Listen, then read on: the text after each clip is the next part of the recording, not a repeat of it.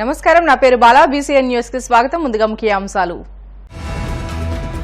వరద ప్రభావిత ప్రాంతాల్లో పర్యటించిన సీఎం చంద్రబాబు మరోసారి ముంపు సమస్య రాకుండా చర్యలు చేపట్టాలంటూ అధికారులకు సూచన. మాజీ సీఎం జగన్ పై మాజీ మంత్రి దేవినేని ఉమా సెటైర్లు. విజయవాడ ముంపునకు గత వైసీపీ విధానమే కారణమని ఆరోపణ. పాలకొల్లో గణపతి మట్టి ప్రతిమల పంపిణీ. పర్యావరణ పరిరక్షణకు సహకరించాలంటూ యునైటెడ్ కాపు ఇంటర్నేషనల్ సర్వీస్ క్లబ్ విజ్ఞప్తి.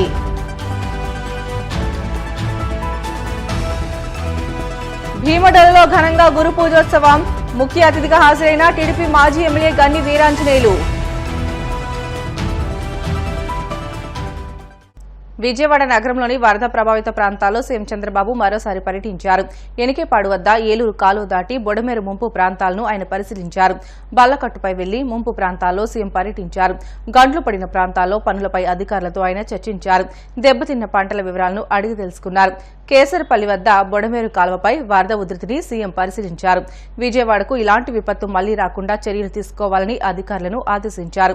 బొడమేరులో వరద తగ్గినందున బాధ్యతగా పనిచేయాలని అన్నారు. బొడమేరు కాల్వ ప్రక్షాళన చేపడతామని, గతంలోనే ఈ కాల్వ ఆధునీకరణకు నిధులు కూడా కేటాయించినట్లు తెలియజేశారు. మాజీ ముఖ్యమంత్రి వైఎస్ జగన్మోహన్ రెడ్డిపై మాజీ మంత్రి దేవినేని ఉమామహేశ్వరరావు తీవ్రస్థాయిలో విరుచుకుపడ్డారు. బొడమేరు పాపం గత ప్రభుత్వానిదే అంటూ విమర్శించారు. గురువారం ఆయన మీడియాతో మాట్లాడుతూ బొడమేరు గేట్లు ఎత్తేశారని, కనీస అవగాహన లేకుండా మాట్లాడుతున్నారని అన్నారు. గత ప్రభుత్వం కారణంగానే విజయవాడ ముంపు బారిన పడిందని వ్యాఖ్యానించారు. వయసును కూడా లెక్క చేయకుండా చంద్రబాబు వరద ప్రాంతాల్లో పర్యటిస్తున్నారని అన్నారు. కేంద్రం దృష్టికి తీసుకువెళ్లి సాయం అందేలా సీఎం చంద్రబాబు చర్యలు తీసుకుంటున్నారని అన్నారు. ఈ వరదను దృష్టిలో ఉంచుకుని పులిచింతల దిగువన, ప్రకాశం బ్యారేజీ ఎగువన 13 టీఎంసీల నీటి నిల్వ చేసేందుకు ప్రణాళికలు సిద్దం చేస్తున్నట్లు తెలియజేశారు.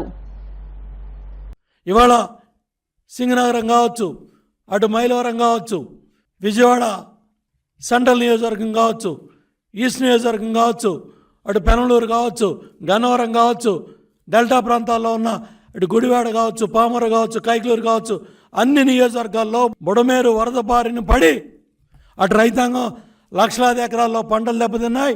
లక్షలాది మంది ప్రజలు ఇవాళ వరద నీటిలో ఇబ్బందులు పడుతూ ఉంటే ఒక పైచాచిక ఆనందంతో ఒక ఆహార పొట్లం ఇవ్వటమో, ఒక సాయం చేసే కార్యక్రమాల్లో భాగస్వామ్యం అవ్వకుండా విషం చిమ్మే కార్యక్రమాలు చేస్తావా? క్షమాపణలు చెప్పాలా? ఏం మాట్లాడుతూ ఉన్నావు? ఏం కుట్రలు చేస్తూ ఉన్నావు? ప్రకాశం బ్యారేజ్ దగ్గర ఉన్న బోట్లకు కూడా నీ పార్టీ రంగులు కనపడతా ఉన్నాయి. 4-5 బోట్లు వచ్చి అంత వేగంగా ప్రకాశం బ్యారేజ్ని తగిలే కార్యక్రమాన్ని కళ్ళ ముందు చూసాం. ఇవాళ అది తీయటానికి కూడా వందలాది మంది అక్కడ పనిచేస్తూ ఉన్నారు.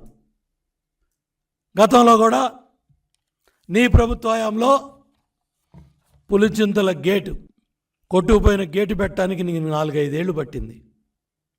గుండ్లకమ్మ గేట్లు కొట్టుకుపోయాయి. అన్నమయ్య డ్యామ్ కొట్టుకుపోయి దగ్గర 46 మంది లెక్కలంటే 60 మంది వాస్తవాలు బయటకు వచ్చాయి. ఇవాళ కూడా ఆ గ్రామాల్లో సహాయం చేసిన పాపం 5 ఏళ్ళు నువ్వు ముఖ్యమంత్రిగా ఉండి కడప జిల్లాలో పుంచా రిజర్వాయర్, అన్నమయ్య డ్యామ్ నీ ఇసుక దోపిడీ కాదా? మీ పార్టీ నాయకులు నీ ఇసుక దోపిడీ వల్ల అన్నమయ్య డ్యామ్ కొట్టుకుపోయింది, పుంచా రిజర్వాయర్ కొట్టుకుపోయింది, అటు గుండ్లకమ్మ గేట్లు కొట్టుకుపోయాయి, పులిచింతల గేటు 4 ఏళ్ళు పట్టింది. నువ్వా ప్రాజెక్టుల గురించి మాట్లాడేది? వెలగలేరు రెగ్యులేటర్ల గేట్లు ఎత్తంట పారిపోయారంట. అసలు ఫ్లడ్ మేనేజ్మెంట్ గురించి తెలుసా? ఫ్లడ్ మాన్యువల్ తెలుసా? గేట్లు ఎప్పుడు ఎత్తారో తెలుసా? అవి ఒకడెత్తి గేట్ ఎత్తి పారిపోయే గేట్ల ఎన్ని టన్నులు ఉన్నాయో, ఎన్ని 4 టన్నుల 5 టన్నుల ఏమన్నా కనీస ఇంగిత జ్ఞానం ఉందా? జగన్ రెడ్డి, నువ్వా ఈ రాష్ట్రంలో 5 ఏళ్ళు ముఖ్యమంత్రిగా పనిచేసావా? సిగ్గుపడాలయ్యా. మీ పార్టీ ఎమ్మెల్యేలు, మీ పార్టీ ఎమ్మెల్సీలు, ఎంపీలు కూడా సిగ్గుపడండి. 5 ఏళ్ళు ముఖ్యమంత్రిగా పనిచేసిన జగన్ రెడ్డి వెలగలేరు రెగ్యులేటర్ల గేట్లంట ఎత్తంట పారిపోయారంట, ఇల్లు మునుగుద్దంట. బుద్ధి జ్ఞానం ఉందా? అన్నం తినేవాడు, గడ్డి తినేవాడు మాట్లాడే మాటలనేవి. బాధ్యత లేదా? ప్రజల కష్టాల్లో ఉంటే నీ వికటాసాలా, నీ పైచాచిక ఆనందమా? కష్టాల్లో ఉన్న ప్రజలకి అర్ధరాత్రి అపరాత్రి లేకుండా వయసును కూడా లెక్క పెట్టకుండా ఆరోగ్యాన్ని కూడా లెక్క పెట్టకుండా చంద్రబాబు నాయుడు గారు ఆ విధంగా ప్రజలకు పనిచేస్తూ ఉంటే సహాయ కార్యక్రమాల్లో పాల్గొనటమో 4 మంచి మాటలు చెప్పటమో బాగా చేయమని చెప్పటమో ఆ మాటలన్నీ పక్కన పెట్టి విషం చిమ్ముతావా? పశ్చిమ గోదావరి జిల్లా పాలకొల్లు గాంధీ బొమ్మల సెంటర్లో వినాయక చవితి సందర్భంగా మట్టి గణపతి మహాగణపతి అంటూ 500 మట్టి విగ్రహాలను యునైటెడ్ కాపు ఇంటర్నేషనల్ సర్వీస్ క్లబ్ ఆధ్వర్యంలో పంపిణీ చేశారు. ఈ సందర్భంగా క్లబ్ అధ్యక్షుడు జక్కంపూడి మదన్ మాట్లాడుతూ ప్రతి ఒక్కరూ మట్టి విగ్రహాన్ని పూజించి పర్యావరణ పరిరక్షణకు కృషి చేయాలని కోరారు. ముఖ్య అతిథిగా హాజరైన క్లబ్ గవర్నర్ పెనుమాక రామ్మోహన్ రావు మాట్లాడుతూ అనేక సేవా కార్యక్రమాలు చేపట్టామని, హిందూ ధర్మాన్ని కాపాడాలనే ఉద్దేశంతో మట్టి విగ్రహాలను పంపిణీ చేశామని, కాపు క్లబ్ ద్వారా అనేక సేవా కార్యక్రమాలు చేపట్టామని అన్నారు. ఈ కార్యక్రమంలో క్లబ్ కార్యదర్శి ఏరుకొండ దుర్గా ప్రసాద్, క్లబ్ ఉపాధ్యక్షులు Kanuri Prabhakar Rao, club district secretary Katari Nagendra Kumar, K Narasimharao, P Ravi, Gundumogula Veeraswamy, Erramsetti Venkataratnam, Kondreddy Suribabu club సభ్యులు పాల్గొన్నారు. కాపు సర్వీస్ క్లబ్ సభ్యులందరికీ కూడా నమస్కారం. వినాయక చవితి సందర్భంగా పర్యావరణ సంరక్షణ సందర్భంగా మన క్లబ్ నుంచి సుమారు 500 మట్టి విగ్రహాలు పంచిపెట్టడం జరిగింది. క్లబ్లో మెసేజ్ పెట్టి ఈ కార్యక్రమం చేయాలనగానే వెంటనే మన దాతలు స్పందించి 500 విగ్రహాలని ఉచితంగా మన క్లబ్కి ఇవ్వడం జరిగింది. ఈ 500 విగ్రహాలు కూడా ఒక 20 నిమిషాల వ్యవధిలో మరి పంచిపెట్టడం జరిగింది. దీనికి ఎంతో సంతోషంగా కూడా ఉంది. అదేవిధంగా మరి ఏ కార్యక్రమం చేసినా వినాయకుడితో పూజతో మొదలెట్టే కార్యక్రమాలన్నీ కూడా సక్రమంగా పూర్తవుతాయి. అలాగే ఈ సంవత్సరం మా క్లబ్ సభ్యులందరూ కూడా వినాయక చవితి ఘనంగా చేసుకుని వారి యొక్క కార్యక్రమాలన్నీ కూడా సక్రమంగా పూర్తవ్వాలని కోరుకుంటూ మరొకసారి వినాయక చవితి శుభాకాంక్షలు తెలియజేస్తున్నాను. మహాగణాధిపతి నమః. యూకేసీ సభ్యులందరికీ కూడా హృదయపూర్వక నమస్కారములు. మరి ఈ వినాయక చవితికి పర్యావరణాన్ని పరిరక్షించే భాగంగా మరి ప్లాస్టిక్ వినాయకులు, ప్లాస్టర్ ఆఫ్ ప్యారిస్ వినాయకులు ఇటువంటివన్నీ కూడా ఎక్కడా లేకుండా పూర్తిగా మట్టితో తయారు చేసిన విగ్రహాలు మన యూకేసీ సభ్యులు ఇక్కడ సుమారు 500 విగ్రహాలు స్పాన్సర్ చేయడం జరిగింది. మరి ఆ విగ్రహాలతోటి భక్తులందరూ కూడా ఇక్కడ దారిన వెళ్ళే బస్సుల్లో, ఇతర ప్రాంతాలకు వెళ్ళే ఆర్టీసీ బస్సుల్లో కూడా మరి అవి పంచిపెట్టడం జరిగింది. మరి ఈ వినాయక చవితి అంతా కూడా ప్రజలందరికీ కూడా సుభిక్షంగా ఉండాలని చెప్పేసి కోరుకుంటున్నాం. మరి అన్ని మతాలు కూడా సమతుల్యంగా ఉండి సామరస్యంగా మత మార్పిళ్ళు అటువంటి ఏమీ జరగకుండా అందరూ కూడా సోదరభావంతో ఈ వినాయక చవితి జరగాలని చెప్పేసి, అలాగే హిందూ ధర్మాన్ని పరిరక్షించవలసిన బాధ్యత అందరి మీద ఉందని చెప్పేసి మనవి చేసుకుంటూ జై గణేష్ మహారాజ్కి. హిందువులు మొట్టమొదట పూజించేది ప్రథమ గణాధిపతి విఘ్నేశ్వరుడు.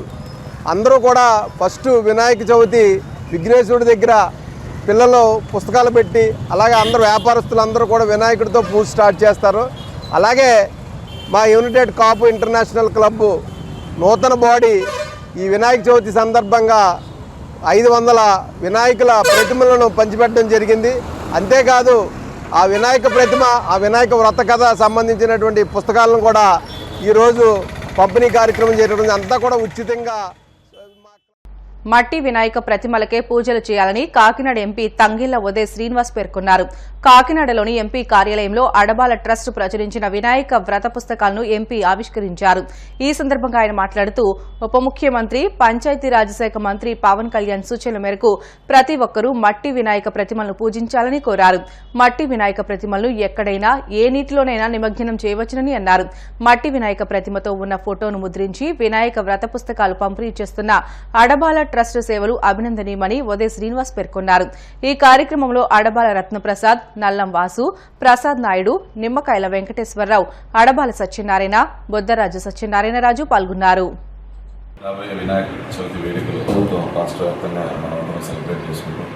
అలాగే కాకినాడ పార్లమెంట్లో కూడా మనమందరం చాలా చక్కగా చాలా పీస్ఫుల్గా వినాయక చవితిని సెలబ్రేట్ చేసుకోవాలి. అదేవిధంగా అధినేత పవన్ కళ్యాణ్ గారు, డిప్యూటీ సీఎం పవన్ కళ్యాణ్ గారు పిలుపునిచ్చినట్టు పర్యావరణాన్ని కాపాడేలాగా మట్టి విగ్రహాలని మనమందరం ప్రోత్సహిస్తూ, దాన్ని మనమందరం పూజిస్తూ, దాంతోనే మనం వినాయక చవితిని సెలబ్రేట్ చేసుకుంటూ మన సెలబ్రేషన్స్తో పాటు మన పర్యావరణాన్ని కూడా కాపాడుకోవాలని చెప్పి అందరినీ వేడుకుంటూ వన్స్ అగైన్ అందరికీ హ్యాపీ వినాయక చవితి. బులెటిన్లో షార్ట్ బ్రేక్ తీసుకుందాం. Stay with us.